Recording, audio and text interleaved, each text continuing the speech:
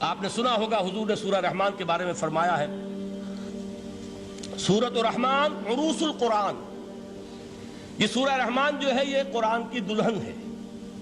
جیسے دلہن کو آپ خوشنما لباس پہناتے ہیں، آراستہ پیراستہ اس کو گہنے اور اس کو زیور پہناتے ہیں، تو جس طریقے سے سجاتے ہیں آپ دلہن کو، اللہ تعالیٰ نے ایک سورت قرآن مجید میں یہ ایسی رکھی ہے سورہ رحمان کہ اسے خوب سجایا ہے. اس میں الفاظ کا در و بست، اس کا اپنا ایک ڈیوائن میوزک ہے. وہ تو اللہ تعالیٰ قراء جو ہے، خاص طور پر مصر کے قراء، اللہ تعالیٰ ان پر رحمت نازل فرمائے، ان کی خطاؤں سے درگزر کرے. جس طرح قرآن کے انٹرنسک میوزک کو انہوں نے واضح کیا ہے.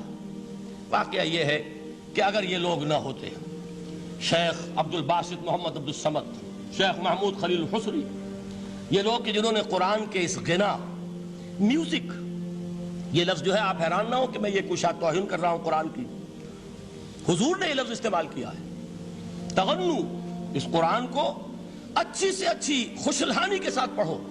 من لم یتغن بالقرآن فلیس منا، جو قرآن کو بہتر سے بہتر انداز میں، اچھی سے اچھی آواز میں، خوشلحانی کے ساتھ پڑھنے کی کوشش نہیں کرتا، وہ ہم میں سے نہیں ہے. بلکہ ایک مرتبہ حضور رات کے وقت آپ گشت پر تھے اپنے ساتھیوں کے حالات معلوم کرنے کے لیے.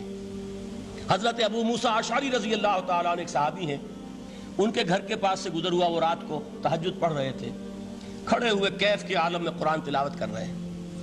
حضور کو بہت پسند آئی ان کی قرات، کافی دیر تک وہاں کھڑے سنتے رہے.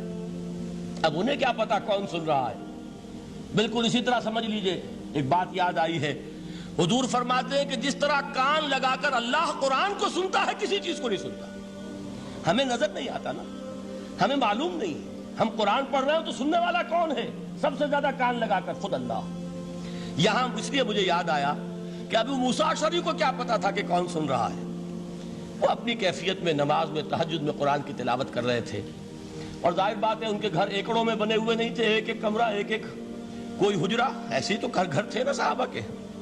لہذا حضور پاس سے گزرے، آواز آئی، کافی دیر سنتے رہے.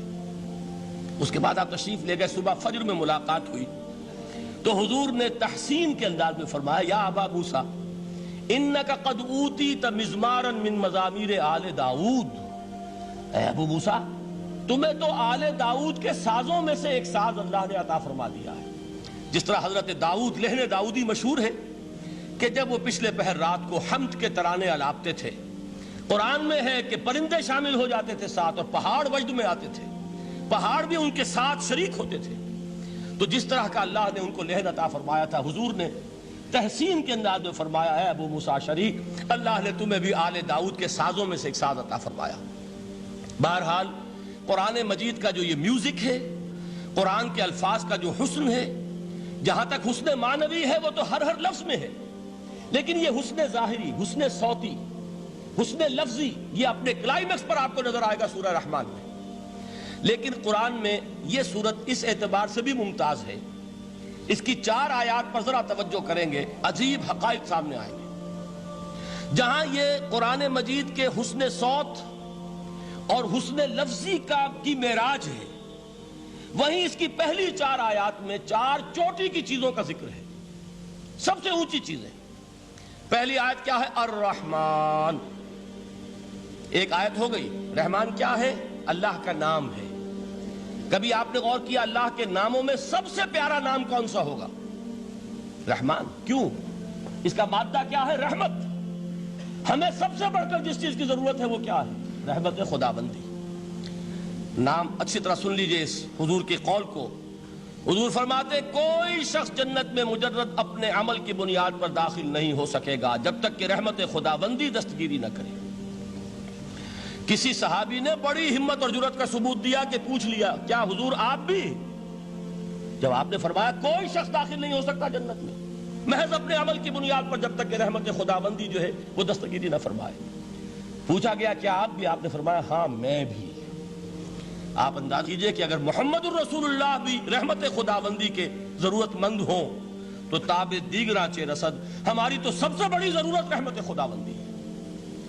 اب یہ رحمت جو ہے قرآن مجید میں اللہ تعالیٰ کی یہ شان 2 الفاظ کے ذریعے سے آتی ہے، رحیم اور رحمان. اور کوئی مادہ نہیں ہے جس سے 2 نام بنتے ہوں اللہ کے. لیکن یہ مادہ ہے واحد رحمت کا کہ جس سے رحمان بھی ہے رحیم بھی ہے۔ رحیم صفت مشبہ ہے، رحمت دائم ہو جائے گی، مستقل ہوگی تو رحیم کہیں گے، اور رحمان اس میں رحمت کی ہے وہ شان ہے کہ جیسے ٹھاٹھے مارتا ہوا سمندر ہو، ہیجان کی کیفیت، طوفانی کیفیت، رحمت خداوندی کا طوفانی جوش، وہ ہے رحمان۔ آپ تو رہتے اس علاقے میں ہیں، آپ کو معلوم ہے عرب اگر بھوکا مرا جا رہا ہو تو کیا کہے گا؟ انا جوعان۔ پیاسا مرا جا رہا ہو انا عطشان۔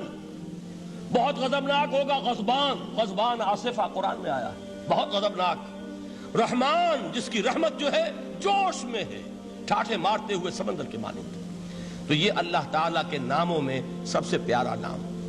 اب آگے چلیے، الرحمن علم القرآن، رحمان نے قرآن سکھایا۔ رحمت خداوندی کا سب سے بڑا مظہر، رحمان کی رحمانیت کا سب سے بڑا مظہر قرآن ہے۔ ان میں جو منطقی ربط ہے اس کو سمجھتے جائیے۔ اچھا آپ یہ سوچئے، جو علم بھی انسان کو حاصل ہوا وہ کس نے دیا؟ اللہ نے۔ سائنس کا علم کس نے دیا؟ اللہ نے۔ علم آدم الاسماء کلہا، وہ علم الاسماء جو حضرت آدم کو دے دیا گیا تھا ازل میں، یہ اسی کا ظہور ہے، یہ اسی کی ایکسفولیشن ہے جو ہو رہی ہے اور ہوتی رہے گی ابھی۔ اور دوسرے علم ہے وہ کس نے دی؟ اللہ نے دی۔ لا یحیطون بشیء من علمہ الا بما شاء، مخلوق میں سے کوئی اللہ کے علم میں سے کسی شے کا احاطہ نہیں کر سکتا مگر وہ جتنا اللہ دینا چاہے۔ لیکن یہ کہ تمام علوم میں چوٹی کا علم قرآن، نوٹ کرتے جائیے، اب چوٹی کی چیزیں جمع کیجیے۔ اللہ کے ناموں میں چوٹی کا نام رحمان، اللہ نے جو کچھ انسان کو سکھایا اس میں چوٹی کا علم قرآن۔ خلق الانسان، انسان کو پیدا فرمایا۔ سوال یہ کہ حیوانات کو کس نے پیدا فرمایا؟ آسمان کس نے پیدا کیے؟ زمین کس نے پیدا کی؟ فرشتے کس نے پیدا کیے؟ کیا مطلب خلق الانسان؟